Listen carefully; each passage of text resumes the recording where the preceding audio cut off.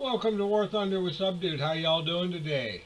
Well, we're gonna go through this developer's commentary about helicopters, supersonic, optimization, and fleet. We're mostly going to consider the supersonic and helicopters. And the reason behind that is because I don't do too much in the way of tanks. And there's no reason for me to do tanks. They, as Krill will say in the video, play what you want to.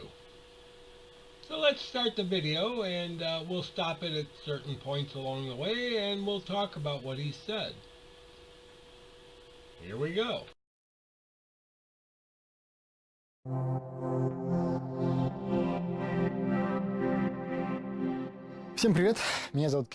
Hi, everybody. My name is Kirill Yudintsev. I'm the creative director at Gaijin. And right now, I'd like to tell you a little about the latest update, 1.77 Advancing Storm.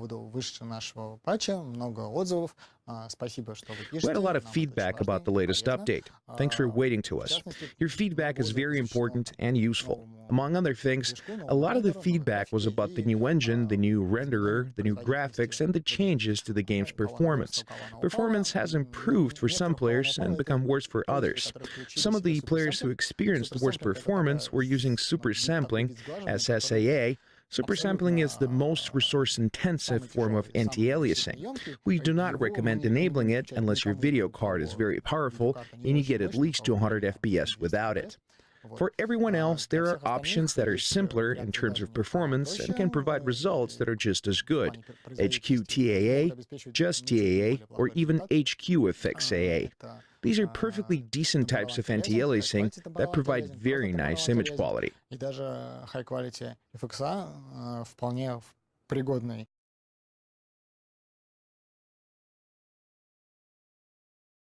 All right. Now, Krill has gone through and talked about some of the things that have changed with the Dagger engine as far as resolution and how it projects on your screen. For the most part, if you have a system that will put out about 35 to 60 frames per second, you can generally do very well with the system. Now, yes, I realize there are purists out there who are going to have systems that can do 200, 400, 1,000 frames per second because they have maxed out Mojo systems. Great. You spent the money, have fun. I applaud you. But that's your money. That's not everyone else's money. My system is about 10 years old. And even at 10 years old, I still get anywhere between 45 and 60 frames per second on a old Radeon video card with only 2 gigs of video memory. Now, I realize there's video cards out there with upwards of 8 gigabytes on board. I have one that's a 4 gig memory card, but it has issues of its own requiring a faster bus. And until I buy a faster computer, it's pretty much useless to put that card in. But that's something else entirely. What he says about the aliasing is exactly right. Use those systems, make sure you're getting the best thing. And for those of you that are cheating by using the ultra low quality setting, I don't even want to hear from you, because you people are cheating. Thank you. Now, we'll continue on with the show.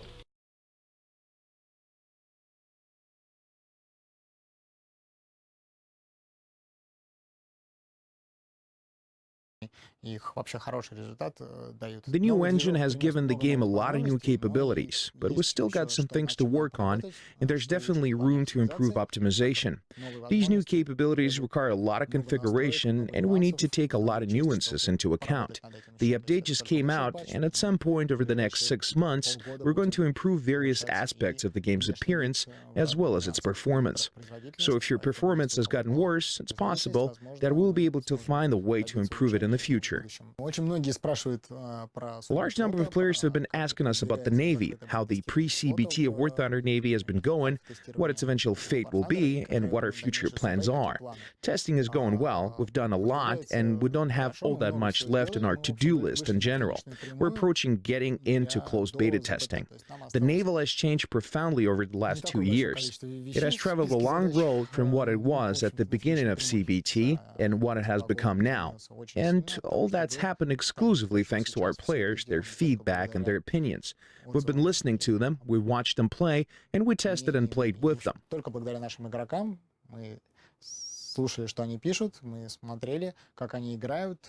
Our goal is to make everything fun and engaging, and we don't want naval play to disappoint our players.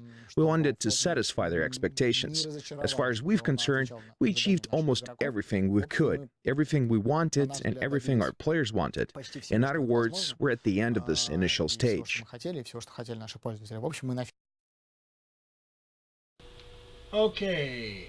As regards to fleet operations, this is going to be a touchy subject, and I'm not qualified to answer anything on that other than I've seen some of the gameplay that people have put up on YouTube, and to say the least, I am not impressed at this point, but I haven't played in that mode at all.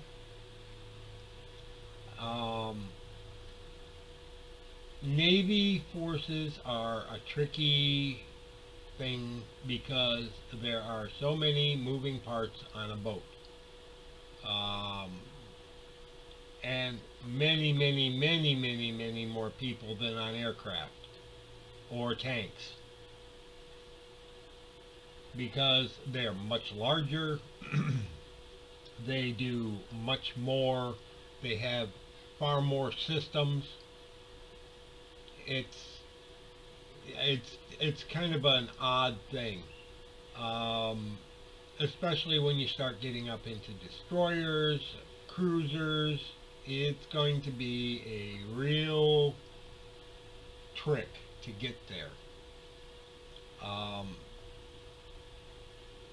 So I haven't really got a lot to say about that other than I hope they've got some good realistic battles maps that are a lot more open than the arcade style maps that I've seen so far, which I wouldn't play on them to save anyone's life because they are just, you've got to be kidding. So we'll continue on with the story from here.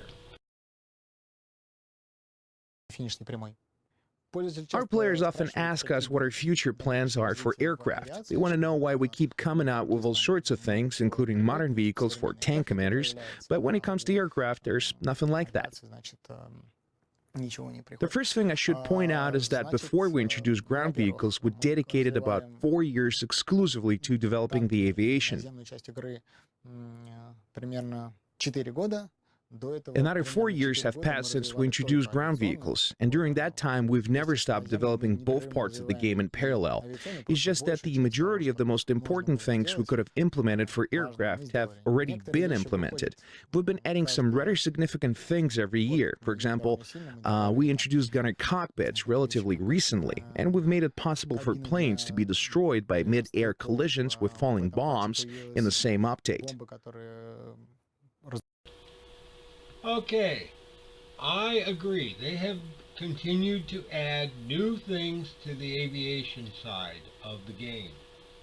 And a lot of these adds to the aviation side are great. You got cockpits, you got gunner's view, you've got, like he said, the mid-air impact of bombs. All great. But what has been neglected so far is missions. Now, somebody's going to throw out, yep, they've added all these different maps. Well, they haven't updated the missions. All missions to date are basically team deathmatch. There are very few that are mission-oriented maps. And right now there are like two. One is Korea, and it's not very good because it's such a small map. And the other one is Alternate History Spain, which a lot of players don't like because it's so big. However, when you are in a battle rating 8 or 9 aircraft, it isn't as big as it seems.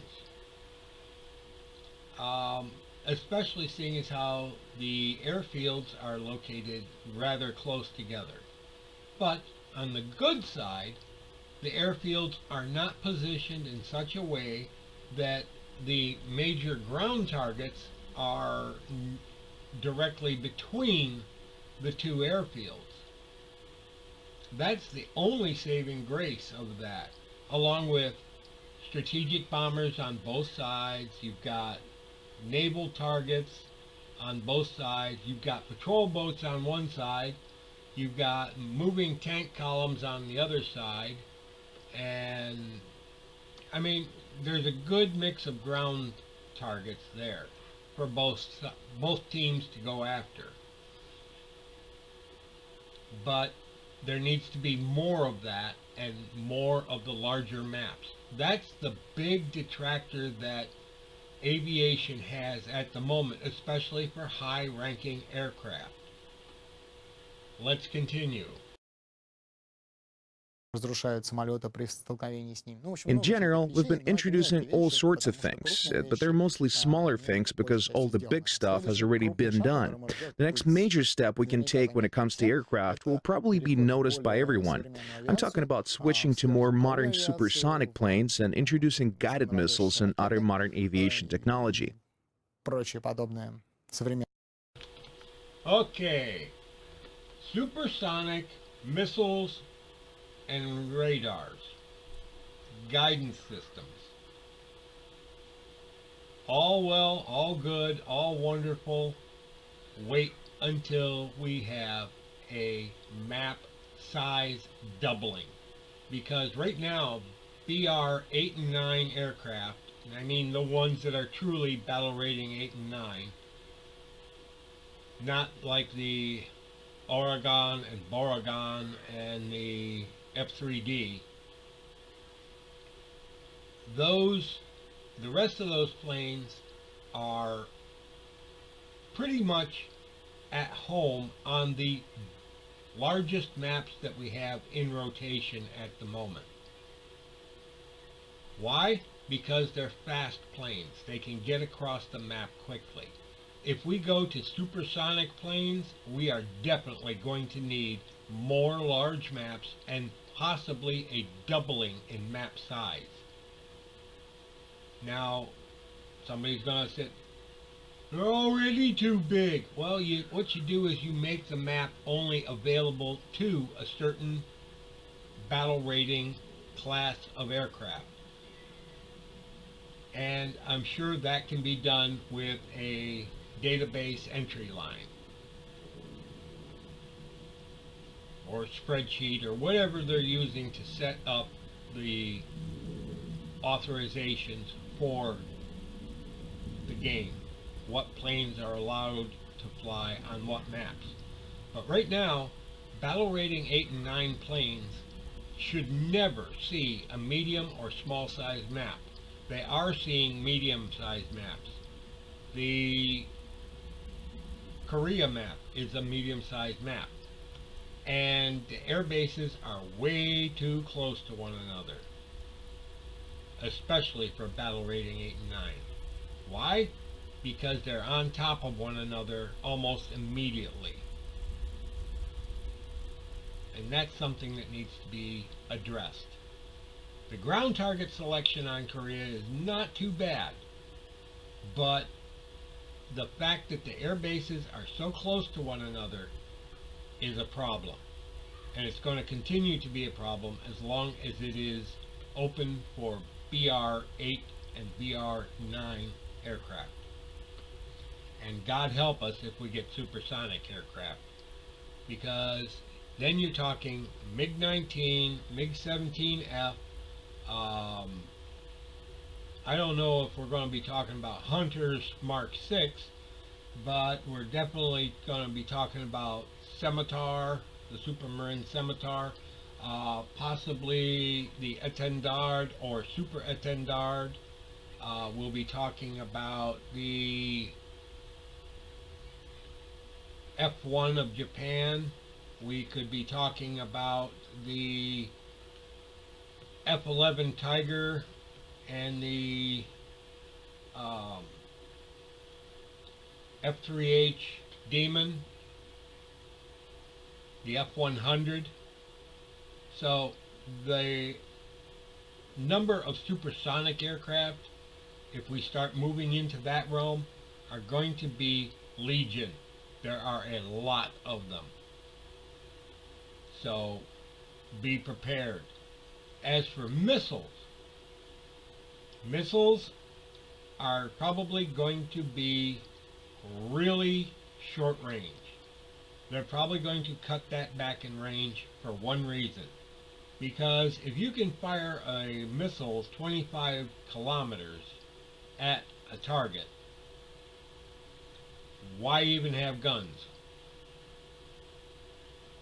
Not that I want to be in a plane that doesn't have guns, I'd rather have the guns. But think of your missiles as being, the long-range missiles will probably be on the order of 5 to 10 kilometers, and your short-range, heat-seeking style missiles are probably going to be on the order of 1 to 2 kilometers. And why will that be? Gameplay. Let's continue.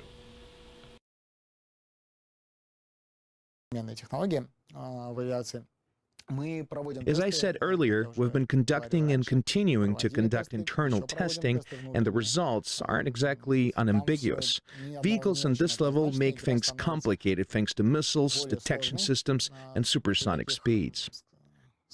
При такой технике, при таком уровне техники, при ракетах, при системах обнаружения, при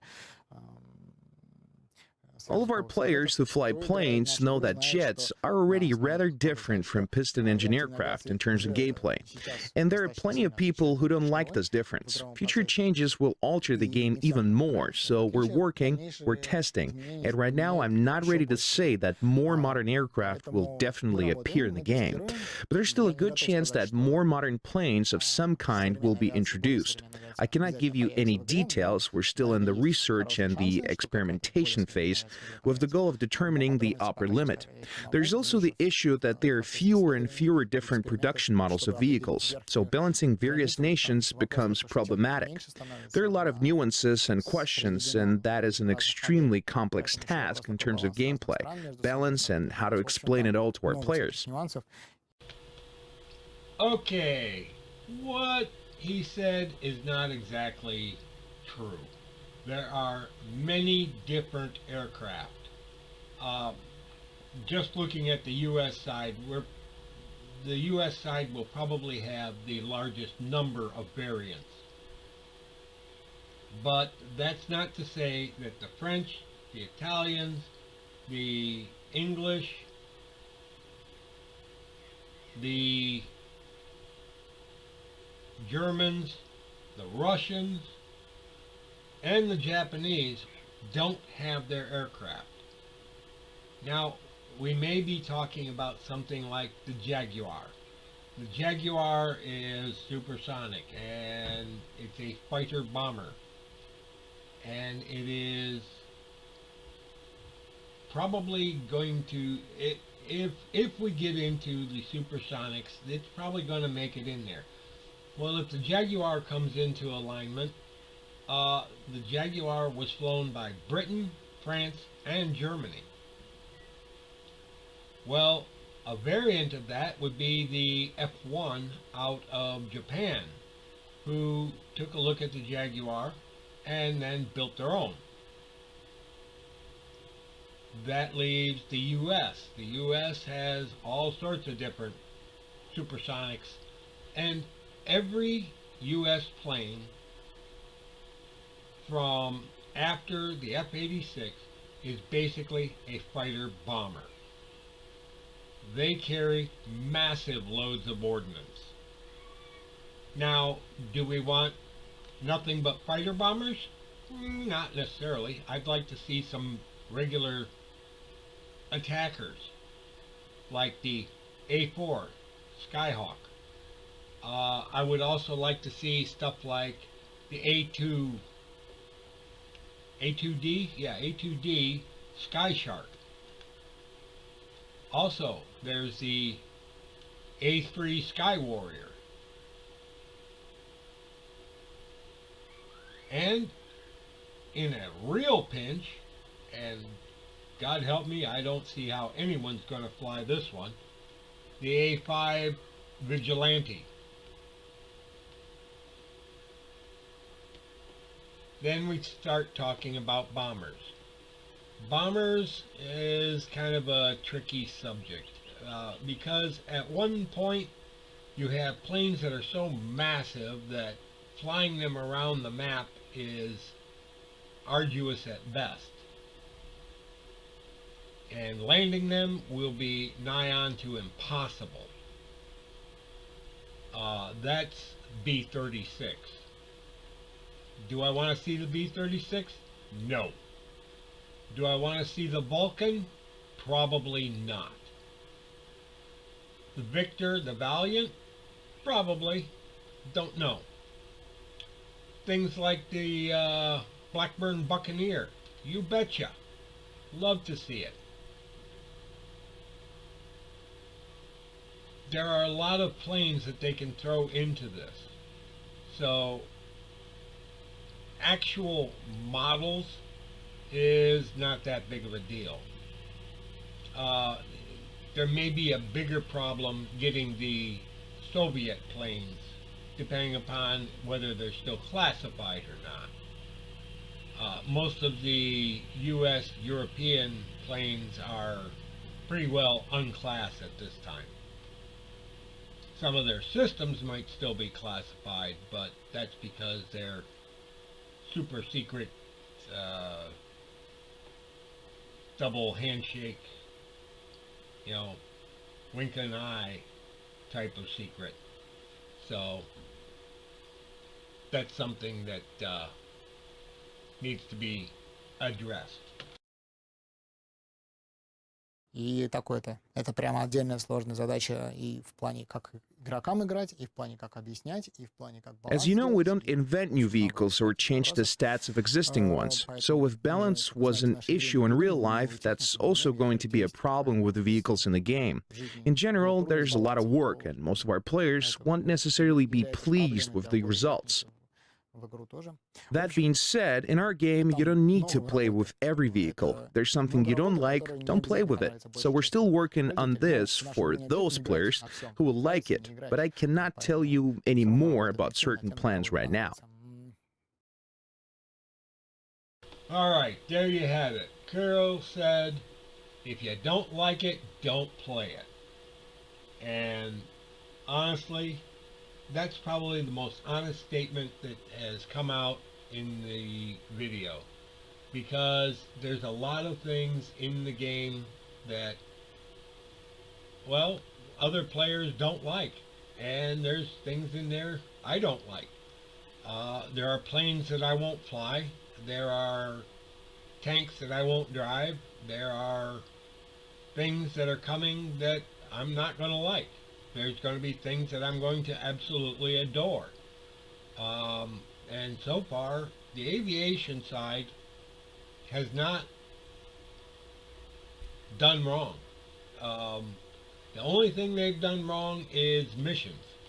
They need to spend an entire couple of patches on missions. Because right now, the missions are, well, they've been neglected for a long time. Now, he said earlier that he had been in development on the aircraft for 4 years. Now, they didn't just throw the aircraft out there at the very beginning of when they brought the game out 4 years ago. Actually, it was 5 years ago. What they did is they brought they started work on the aircraft 4 years before they went into open beta, to the best of my guess and recollection. And they did that by having a previous game. Now, they moved a lot of those models over into the new game. And then they continued developing and adding new aircraft. That's how it worked. So, they have approximately 9 years of development on the aircraft. They need to spend some time on mission development, because that's where the aircraft are falling down. Team deathmatch in the aircraft all the time is a waste of time. And let's continue. In addition, we're also experimenting with helicopters, both attack helicopters and others. And here, things are looking much more positive and unambiguous. This kind of gameplay will generally be Alright, helicopters. Yes, yes, yes, yes, yes, yes. And when you add helicopters into the game, they need to be added to the Ground Forces tech tree. And when they're added to the Ground Forces tech tree, when you have nothing but helicopters selected, or you have helicopter in your lineup somewhere, and it's selected in realistic battles, you need to be able to change battle modes to one that is helicopters only. And I am sure you're going to find players that want to play helicopters. They'd like to fly on some of these air realistic maps. Kursk, alternate history Kursk, is an awesome map and would be great for helicopters. It's got hills, it's got all sorts of air bases everywhere, so you can fly your helicopters all over the place, up over hills, in through valleys, attacking tanks and ground targets and AAA and artillery and the whole 9 yards. Pillboxes, I think I already said that. But helicopters need their own mode of battle. We've got air realistic, we've got air simulator, we've got arcade of all stripes, we've got realistic tanks, we've got simulator tanks. We'll need a realistic and simulator helicopter mode. And the helicopters can also fly in ground forces. But helicopters should never fly in air realistic or air simulator. They would be slaughtered in job lots. And in ground forces, unless you take the aircraft out, you may end up with helicopters being slaughtered there. So, more modes of battle. And the fun thing about helicopters is you can use the medium to small size maps. And you don't need to use the huge maps. Let's continue. Simpler and more understandable for players. Although helicopters are harder to fly than planes, they're also slower and have less firepower. В общем и целом, скорости меньше, дистанции. Yeah, you tell that to the guy who's driving an AH-64 and he's got 2 rocket pods loaded up with 38 rockets, and he's got 8 Hellfires on board. He's got a 20 millimeter Gatling gun, or 30 millimeter, no, it's 20 millimeter or 25 millimeter Gatling gun. And, or the guy that's driving the AH-1 Cobra, who's got the 40 millimeter grenade launcher on the front of it. And he's also packing 4 TOWs or 4 Hellfire missiles and 2 rocket pods. Yeah. Don't have as much firepower? My eye. Огня меньше. Shorter firing distances and the pilot's influence in terms of piloting and shooting is greater, so it's entirely possible that helicopters will appear in our game before modern planes do. They also fit better with ground vehicles in terms of destroying each other. Everybody loves killing tankers, right? Update 1.77 Advancing Storm added new top-level ground vehicles to the game, such as the Abrams, the T-64B, and others. And needless to say, this has affected the balance and changed the game at high ranks and battle ratings. In general, right now, 5 days after the release, we're satisfied with how they've been received by players and how they impacted the game's balance. But introducing top-level vehicles is bound to change the balance of all previous vehicles and will always change the game. In other words, it's a whole new adventure. Therefore, yeah, when the more modern tanks came out, the sales of laundry soap went up dramatically. Water usage in the country went through the roof, and it's slowly returning to normal. We're going to have to take another look at all those battle ratings affected by this change, so our work here has just begun. Write to us and tell us what you think. Leave feedback in the forums or on the comments, because your feedback is as important as statistics. They're the two primary part of the information we work with.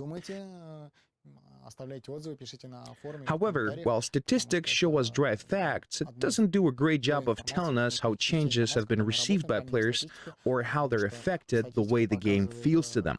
In order to get this information, we need to watch our players play. We need you to leave your feedback so we can read it. So write to us. We always study your feedback carefully. There will definitely be changes to both things that are already in the game and things that are yet to come. It always happens, but right now, players have been pretty positive about everything.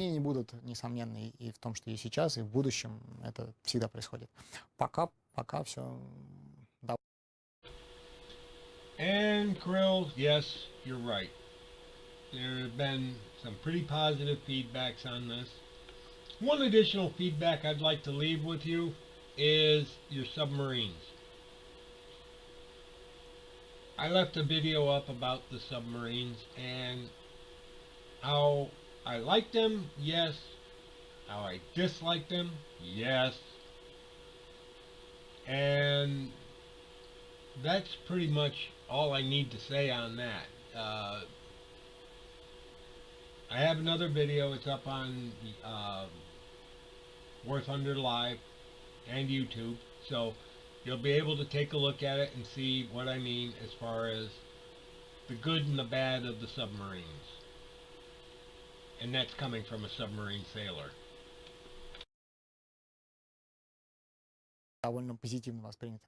I hope you liked Update 1.77 Advancing Storm. We spent over 6 months working on it, almost a year in fact. And we've put a lot of effort into it. Send us your feedback, write comments, like us, and subscribe to our channel. Ставьте лайки и подписывайтесь на наш канал.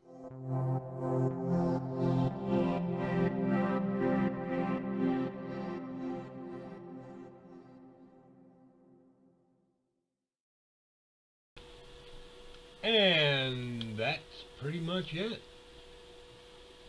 This is Subdude signing off. Y'all have a pleasant today, a better tomorrow, and we will catch you in the skies. Bye-bye.